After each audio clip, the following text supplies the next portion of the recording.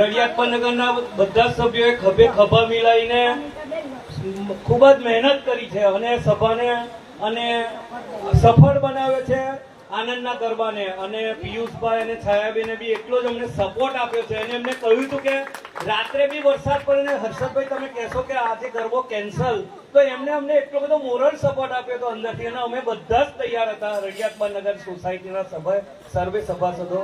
તો આજને ફરીથી રળિયાતપર નગર તરફથી હું પિયુષભાઈ અને છાયાબેનનો ખાસ આભાર માનું છું અને ફરીથી માતાજી અમને એવા આશીર્વાદ આપે કે અમે ફરીથી બોલાવીએ અને ફરીથી આનંદ કરીએ દર વર્ષે. એ જ રળિયાતપર નગર સોસાયટીની જય, માતાજીની જય, સજાનંદ સ્વામી મહારાજની જય જય જય.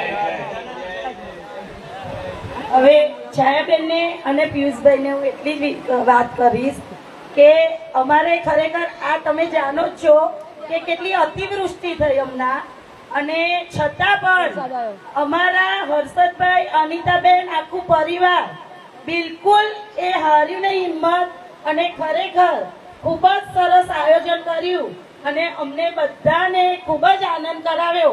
અને એટલો બધો એમને વિશ્વાસ હતો કે એમના ઘરે તમને વાત કરું તો ખરેખર એમના મમ્મી પણ એકદમ જ પડી ગયા અને એમને પણ ફરી ઓપરેશન આવ્યું, છતાં પણ તેઓ કે ના 3 દિવસ હતી રજા આપવાની તૈયારી, અને એમાં પણ એમને એવું કહ્યું કે ના આપણે બીજી તારીખે ગરબો કરી ત્યાંનો ફાઇનલ. છાયાબેન જોડ, પિયુષભાઈ જોડ વાત થઈ ગઈ છે.